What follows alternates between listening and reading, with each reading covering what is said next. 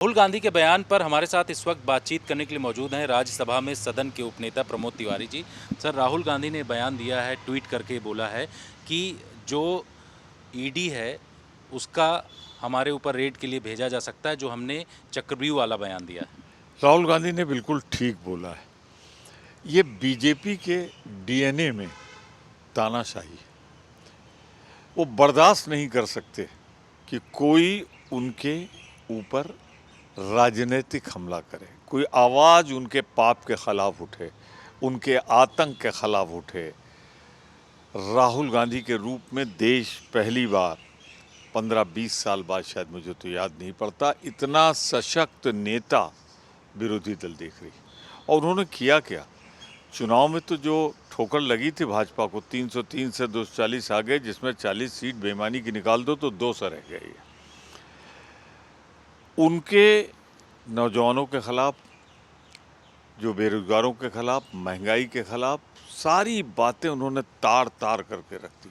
लेकिन जो सरकार के मंत्री हैं उनकी तरफ से कहा जा रहा है कि राहुल गांधी लगातार झूठों की अफवाह ये फैला रहे हैं। उनकी तरफ से कहा जा रहा है कि अगर ऐसा कुछ है तो संसद के बाहर क्यों बोल रहे हैं, संसद चल रहा है, सदन के पटल पर ये बात रखें। क्यों संसद के बाहर बोलने में मनाही? ईडी क्या संसद में आएगी?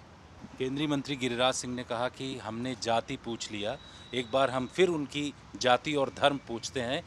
ये सवाल जो हमने उनसे पूछ लिया, इसकी वजह से वो बिलबिला गए हैं इस तरीके। हम कह तो रहे हैं, जातिगत गणना करा लो, उसमें सबकी जाति और धर्म पता लग जाएगी। और इतने अज्ञानियों को मंत्री में रखने की जरूरत क्या है? जो पंडित मोतीलाल नेहरू, जवाहरलाल नेहरू, इंदिरा गांधी, राजीव गांधी को नहीं जानते? अगर नहीं जानते तो इतने अज्ञानी मंत्रिमंडल की शोभा क्यों बढ़ा रहे हैं? सर, राहुल गांधी ने बयान दिया है, ट्वीट करके बोला है कि जो ईडी है उसका हमारे ऊपर रेड के लिए भेजा जा सकता है, जो हमने चक्रव्यूह वाला बयान दिया है। राहुल गांधी ने बिल्कुल ठीक बोला है। ये बीजेपी के डीएनए में तानाशाही है। वो बर्दाश्त नहीं कर सकते कि कोई उनके ऊपर राजनीतिक हमला करे, कोई आवाज़ उनके पाप के खिलाफ उठे, उनके आतंक के खिलाफ उठे। राहुल गांधी के रूप में देश पहली बार 15-20 साल बाद, शायद मुझे तो याद नहीं पड़ता, इतना सशक्त नेता विरोधी दल देख रही। और उन्होंने किया क्या? चुनाव में तो जो ठोकर लगी थी भाजपा को, 303 से 240 आ गए, जिसमें 40 सीट बेईमानी की निकाल दो तो 200 रह गई। उनके नौजवानों के खिलाफ, जो बेरोजगारों के खिलाफ, महंगाई के खिलाफ सारी बातें उन्होंने तार तार करके रख दी। लेकिन जो सरकार के मंत्री हैं उनकी तरफ से कहा जा रहा है कि राहुल गांधी लगातार झूठों की अफवाह ये फैला रहे हैं। उनकी तरफ से कहा जा रहा है कि अगर ऐसा कुछ है तो संसद के बाहर क्यों बोल रहे हैं, संसद चल रहा है, सदन के पटल पर ये बात रखें। क्यों संसद के बाहर बोलने में मनाही? ईडी क्या संसद में आएगी?